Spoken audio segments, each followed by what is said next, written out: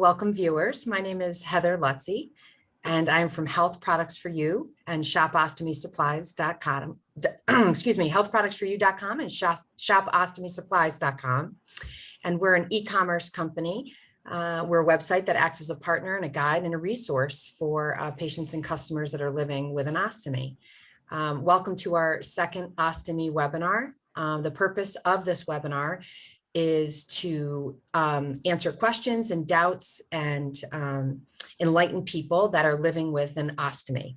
And I am joined tonight by Fatima Kanch, who is also a member of healthproductsforyou.com and ShopOstomySupplies.com. That's a mouthful. And we also have the pleasure of being joined by Christine Kijek. She's a colorectal nurse that works at Danbury Hospital. She herself has also been an ostomate, and she carries a wealth of knowledge in the field. So welcome, ladies, welcome, Christine, and welcome everyone that joined us tonight. Please, we want everyone to know that just like last time, while we're having the discussion, the question and answer section is going to be open, and we encourage you to use that question and answer section. And we will, at the end of our presentation, we will address those questions and try to get them answered for you as best we can. So with that, I would like to hand the microphone over to Christine. And the topic for tonight is surviving the summer with an ostomy. So with that, Christine, go right ahead. Oh, thank you, Heather. So if you live in a humid environment, sometimes the extra perspiration just from being in a hot environment can cause some problems and changes with how you deal with your pouch. Of course, if you're also active, more people are active during those summer months, and that will also increase the moisture on your skin. So we're going to talk about some of those tips that will help you get through those types of things so that you could do the things you love. We want you to be able to enjoy your life. There's lots of tricks of the trade to help you get through it. So one of the first tips for keeping your pouch intact during this heat and sporting activities is to start before your activity. Make sure your pouch is in place for at least 12 hours. That's going to give enough time for the pouch and adhesion to be set so that when you're active and things are getting wet, or if you're swimming, it's going to remain intact and stay adhered. Before you start your activity, such as swimming, or say you're going to play racquetball or something along those lines, make sure you empty your pouch first, right? You want to try and keep that output as low as possible during that activity. Some of your activities, very active things, can cause injury to the stoma. So things that have contact sports, racquetball, boxing, things such as that. You may want to consider looking into a stoma guard. Actually, Stealth Belt has a really nice stoma guard that it's firm and it goes right over your pouch. It protects the stoma. I don't have one with me, but I do have a picture here. And this is reusable. And it will really help. It's adhered to the pouch by Velcro. So it's going to really protect your stoma from those things that can injure it and cause problems. You can also buy additional Velcro strips for multiple uses, which is nice. It is waterproof, this stoma guard, so you can even use it again while swimming if you scuba dive, or you have to, still be doing things while you're in the water that, like water sports, that you have to protect your stoma with. The other thing I would recommend is there's elastic barrier strips, and some of you might be familiar with them. These go around your the outside of your wafer, their skin barrier. You might want to consider increasing the size of that during your summer months. So they do make them in extra large, so you can see the difference in the sizing. And they also make them in a Y shape, so you get a little extra adhesion off to the sides. That tends to be a difficult or a problem where people will leak the most. So you can certainly look into those types of things.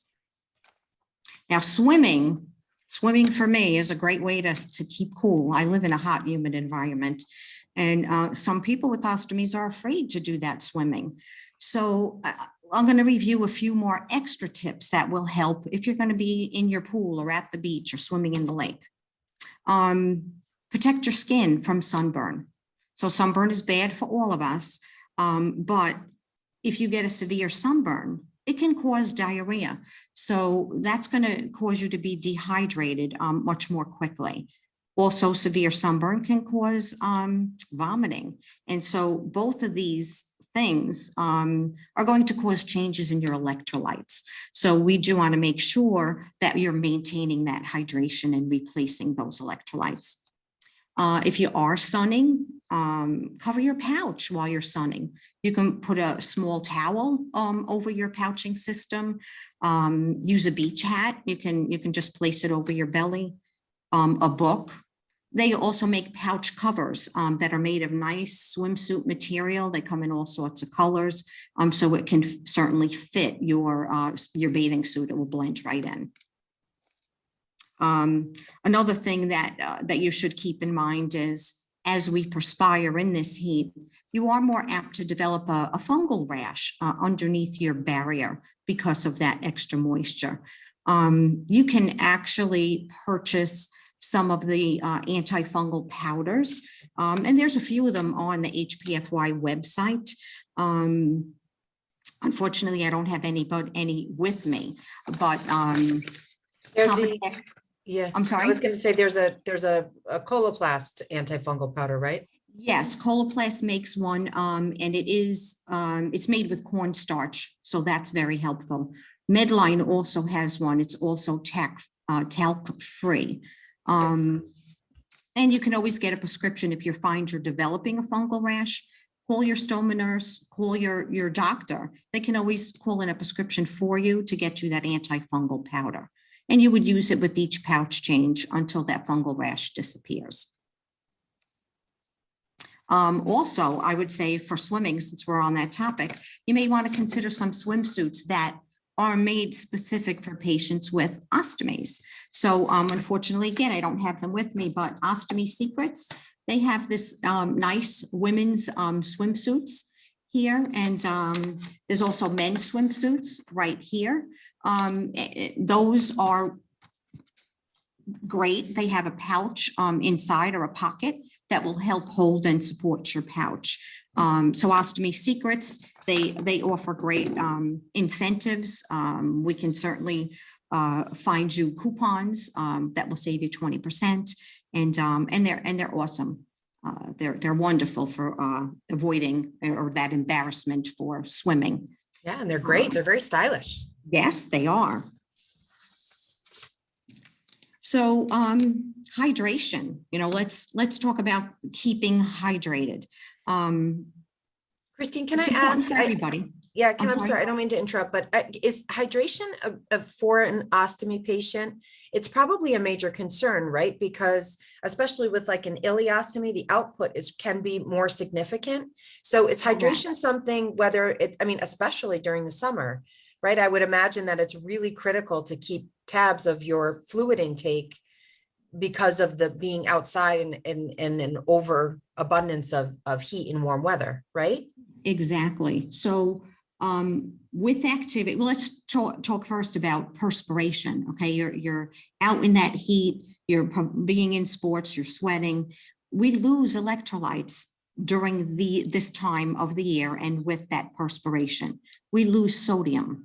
And so you need to replenish that. So drinking water is good for replacing fluids, but you also need to replace those electrolytes. Ileostomates really should consider increasing their fluid intake to 10 to 12 8-ounce glasses a day. I know that's well above the norm, but you lose so much. Other electrolytes that become out of balance during this heat and perspiration and high ileostomy output are things like calcium, chloride, magnesium. Do you ever get muscle cramps when you're dehydrated? Those are signs that you're dehydrated and need to replenish some of those electrolytes. So in your fluid intake, as you're counting your 10 to 12 8-ounce glasses of fluid, all fluids count. Fruits and vegetables have a high fluid content. So consider those ounces, fruits and vegetables, as part of your fluid intake. Okay. Drinking plain water really can cause some wasting of electrolytes. Water dilutes the electrolytes you have in your bloodstream, which can again make you have some symptoms of dehydration because if it's just water and you're not replenishing those electrolytes. When you're out of balance of these electrolytes, you may feel a little bit nauseous. You may feel a little weak and shaky.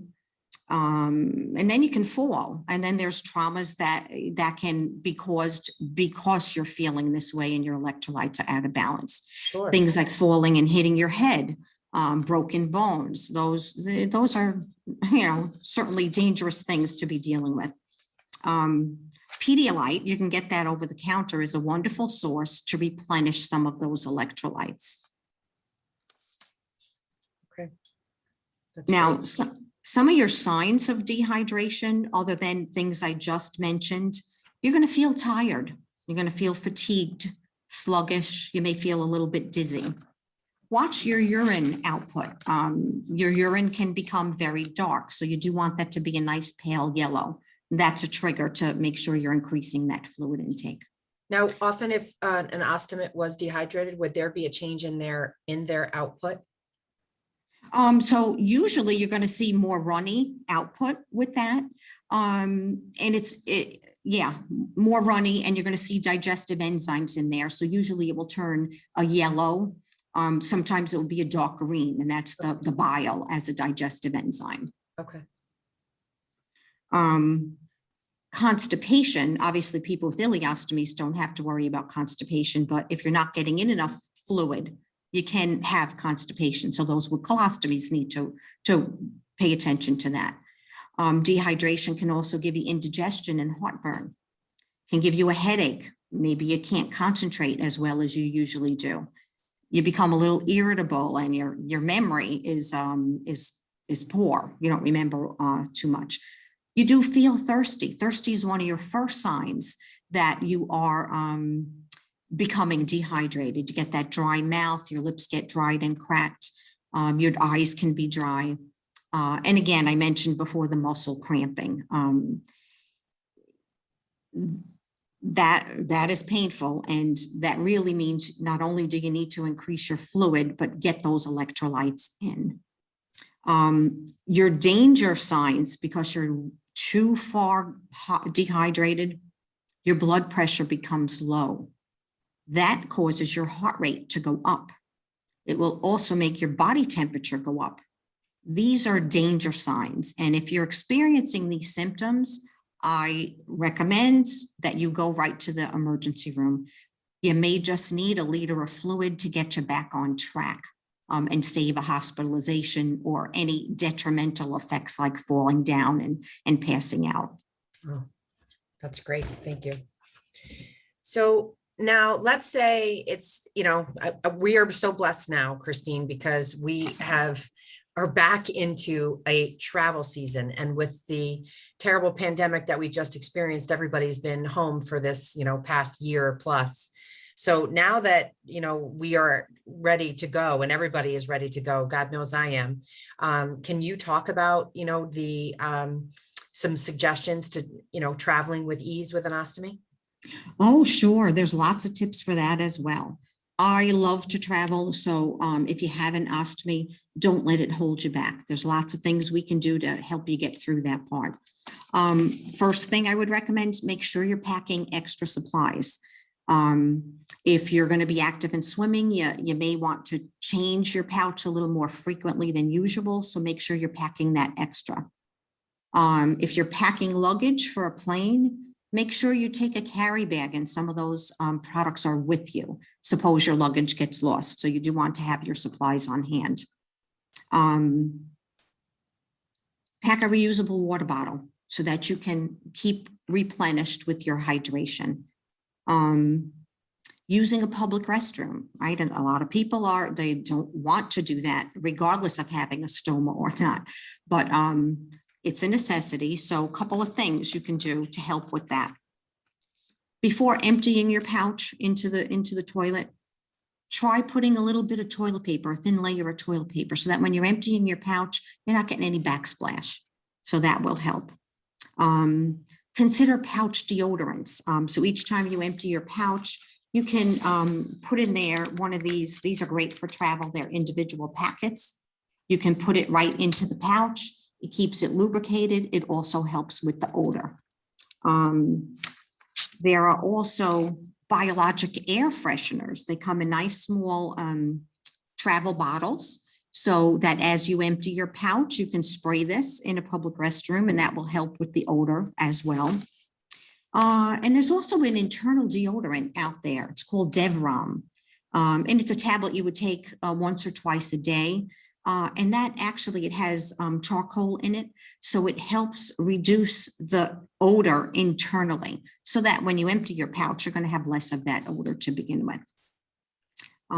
There's also gelling tabs that you could put into your pouch, especially for those with ileostomies. I have, these ones are made by SciMed. They're little granule packs. You would throw one of them in your pouch after you've emptied it. And this will help it gel the liquid up so that it's less likely to leak because you don't have watery output. And it just makes it easier to empty because it's gelled. It's going to buy you some time as well. That's great. Convatec has something called diamond gelling sachets that also helps with odor as well. Always carry a backpack for travel. Even, and I recommend this for anybody with an ostomy. You should always have a backup set of pouches in case you're out and about and all of a sudden your pouch leaks. So most of the companies, this one happens to be Coloplast. It's a nice canvas bag. It usually comes with supplies in it, like a mirror with a magnet on the back, so that you can adhere it to a stall door, so that you can have assistance in seeing what you're doing. So I highly recommend you carry one of these, keep one in your car, but keep one in a backpack while you're traveling. Use disposable type products like wipes for cleaning the skin if you have to change it in a public restroom. Just make sure that those wipes don't have aloe or moisturizers in them, because that will hinder your next product from adhering well.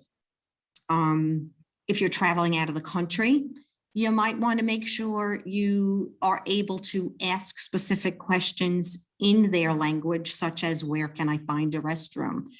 That's going to be something important. I mean, summer is my favorite month. It's meant to be enjoyed. We should all try and venture out there and travel now that we can, because COVID is not so much diminishing, but we do have that ability to travel and enjoy doing the things you love, because that's what life's all about. Absolutely. And, we have the opportunity, I could do a little sort of co-promoting.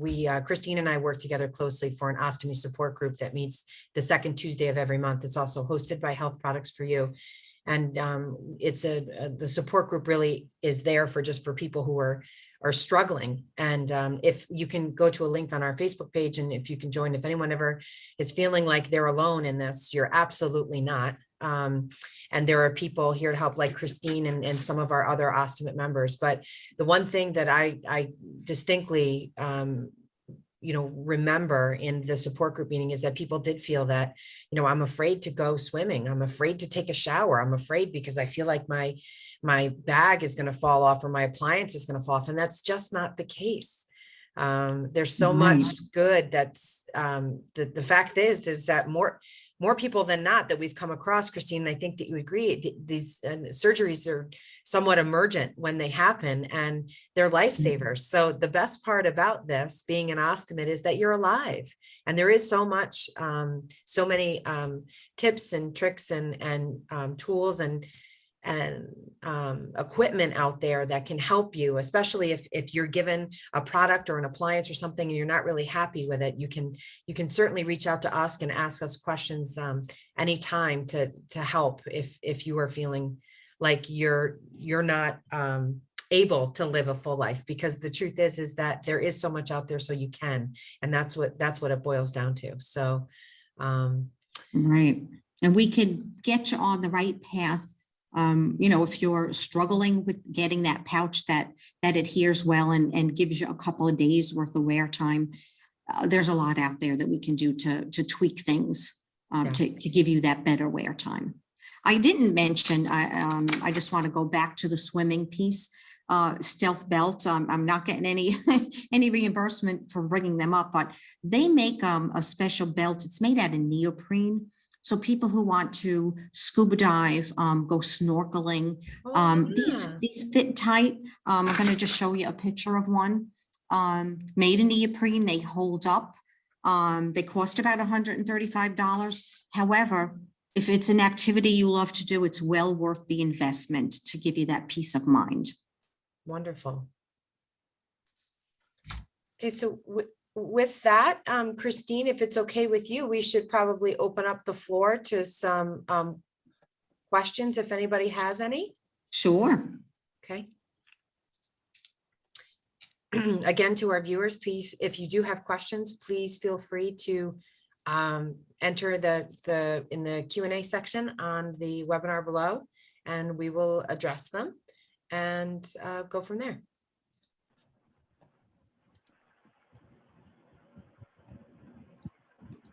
We can just give it another minute. Yeah. Maybe if anybody has any question, they can raise their hand also, and I can unmute them so that they can speak. It was a question from Diane Robichaud. Who sells the stealth belt that you just showed us, Christine, that one in the image? Well, so you can go online and check the stealth belts. There are a number of suppliers. Actually, I'm not sure, Fatima, that HPFY is if it's available on our website as of yet, something we should look into. But there are quite a few suppliers that have that available, and you can go right to the stealth belt website.